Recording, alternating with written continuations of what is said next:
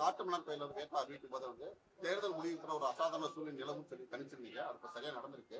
இப்ப நீங்க அந்த வாபஸ் வாங்க பத்தி ஏதாவது ஃபீல் பண்றீங்களா சார்? வேட்பாளரா நீங்க தான் சரியா இல்ல அதெல்லாம் நான் அது ஒன்றும் ஃபீல் பண்ணல. அந்த நேரத்தில் அந்த முடிவு எடுத்தா அது அந்த அந்த நேரத்தில் சரி, அவ்வளவுதான். இப்போ வந்து பாரதிய ஜனதா கட்சி அல்லது அமித்ஷா, மோடி ஆகியோர் தமிழ்நாட்டு அரசியலுக்குள் தலையீடு செய்து குழப்பத்தை உருவாக்கி கொண்டிருக்கிறார்கள். லார்ஜஸ்ட் பார்ட்டி, ஒரு தனி பெரும் கட்சியாக தமிழக வெற்றி கழகம் மக்களால் தேர்வு செய்யப்பட்டிருக்கிறது. எனவே அவரை பதவியேற்க அனுமதிக்க வேண்டும். அதுதான் அரசியலமைப்பு சட்டம் காட்டுகிற வழிகாட்டுதல். அவர் ஆதரவு கோரிய நிலையில் இன்னும் அது தொடர்பாக ஆளுநர் எந்த முடிவையும் எடுக்காமல் இங்கே குழப்பம் உருவாவதற்கு இடம் கொடுக்கிறார். இது ஏற்புடையதல்ல. அடுத்து, தாவேகாவுக்கு ஆதரவு தெரிவிக்கக்கூடியவர்கள் யார் யார் என்ற பட்டியலை ஆளுநர் கோர முடியாது. உனக்கு யார் சப்போர்ட் பண்றா, 118 கொண்டு வந்து என்கிட்ட ப்ரூவ் பண்ணிட்டு அப்புறம் நீங்க வந்து பதவி ஏற்புக்கு வாங்க அப்படின்லாம் சொல்ல முடியாது. அவர் நான் ஆட்சி அமைக்க அவர் கோருகிறார். ஏன்னா எனக்கு 108 இடங்கள், நான் வந்து லார்ஜஸ்ட் பார்ட்டியா இருக்கிறேன் அப்படின்னு சொல்றார். அப்ப அவரை பதவியேற்க அனுமதிக்க வேண்டும். அவருக்கு வந்து அப்சல்யூட் மெஜாரிட்டி இருக்கா என்பதை சட்டமன்றத்தில் தான் அவர் நிரூபிக்க வேண்டும். சட்டமன்றத்தில் நிரூபிப்பதற்கு அவரை அனுமதிக்க வேண்டும். அவ்வாறு இல்லாமல் காலம் தாழ்த்துவதன் மூலம் பாரதிய ஜனதா கட்சி திரைமறைவில் தலையீடு செய்து குழப்பத்தை ஏற்படுத்துகிறது என்கிற ஐயத்தை உருவாக்கி இருக்கிறது. இது ஜனநாயகத்திற்கு ஏற்புடையதல்ல. எங்களை பொறுத்தவரையில் மக்கள் அளித்த தீர்ப்பின்படி விஜய் அவர்கள் முதல்வராக பதவியேற்பதுதான் சரி. அதற்கு நாங்கள் ஒருபோதும் இடையூறாக இருக்க மாட்டோம். ஏற்கனவே நீங்க சொல்லியிருக்கீங்க, சீமானும் விஜயும் ஆர்எஸ்எஸ் பெற்றெடுத்த பிள்ளைகள். ஆர்எஸ்எஸ் பெற்றெடுத்த பிள்ளையான விஜய்க்கு வந்து நீங்கள் ஆதரவு கொடுக்க முடியுமா? அதற்கான சாத்தியக்கூறு சரியா இருக்குமா? அதாவது என்னுடைய கருத்து, பாரதிய ஜனதா கட்சி தொடக்கத்திலிருந்து தமிழக வெற்றி கழகத்தை கையாளுகிறது என்பதுதான். இப்ப இல்ல, தொடக்கத்திலிருந்து. அது என்னுடைய யூகம் கூட நீங்க வைத்துக் கொள்ளலாம். நான் அப்படி நம்புகிறேன். அதனால் அந்த கருத்தை சொன்னேன்.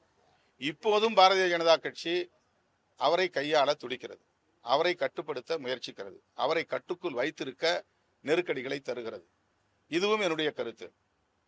இந்த நிலையில் பாரதிய ஜனதா அல்லது ஆர்எஸ்எஸ் சங் பரிவார் கும்பல் அவரை கட்டுப்படுத்த முயற்சிக்கிற போது நாங்கள் காங்கிரஸோடும் இடதுசாரிகளோடும் இணைந்து பணியாற்ற விரும்புகிறோம், ஆட்சி அமைக்க விரும்புகிறோம் என்று அவர் சொல்லியிருப்பதை நாங்கள் கன்சிடர் பண்ணுகிறோம்.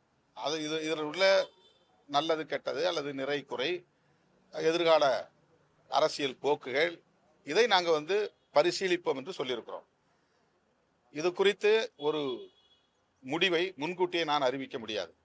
எங்கள் கட்சியில் உள்ள முன்னணி பொறுப்பாளர்கள் மற்றும் நாங்கள் தொடர்ந்து கருத்தியல் ரீதியாகவும் களப்பணிகள் அடிப்படையிலும் இடதுசாரிகளோடு பயணிக்க விரும்பி அதன்படி பயணித்துக் கொண்டிருக்கிறோம். எனவே அவர்கள் எடுக்கிற நிலைப்பாடு என்ன என்பதையும் அறிந்து நாங்கள் ஒரு முடிவை எடுப்போம். ஏற்கனவே சொன்ன அந்த கருத்தில்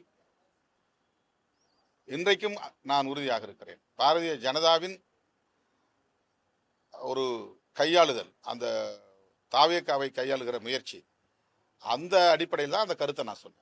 இன்னைக்கு அந்த சந்தேகம் எனக்கு இருக்கு. அதனால அதையும் நாங்கள் கருத்தில் கொண்டுதான் முடிவெடுப்போம். 10 வருஷம் காங்கிரஸ் திமுக கூட்டணி வந்து தாவேக்கு ஆதரவு கொடுத்தாரு. இதுக்கு வரைக்கும் இந்த பழைய பணத்தை வந்து காமிச்சிருச்சு அப்படி டிஆர் பாலு சொல்லிட்டாரு. காங்கிரஸ் தன்னுடைய பழைய பணத்தை காமிச்சிட்டாங்க.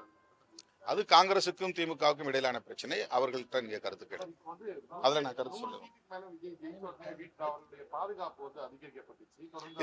இதெல்லாம் தான் நான் சொல்றேன். இப்ப வந்து ஏன் பாதுகாப்பு அவர் கேட்கல, அவருக்கு இவங்களா கொடுத்தாங்க. அப்ப பிஜேபியினுடைய ரோல் என்ன?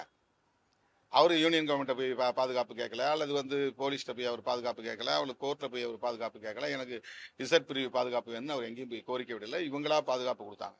இப்போ எதுக்காக இவங்களா வித்ட்ரா பண்றாங்க? இப்போ என்ன நெருக்கடியை இவர்கள் தர முயற்சிக்கிறார்? இப்போ மறுபடியும் விஜய் அவர்களை தன்னுடைய கைப்பாவையாக வைத்துக்கொள்ள பாரதிய ஜனதா முயற்சிக்கிறது.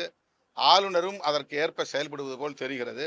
உடனடியாக அவரை பதவியேற்க அனுமதிப்பதுதான் அரசியல் சட்டப்பூர்வமான கடமை.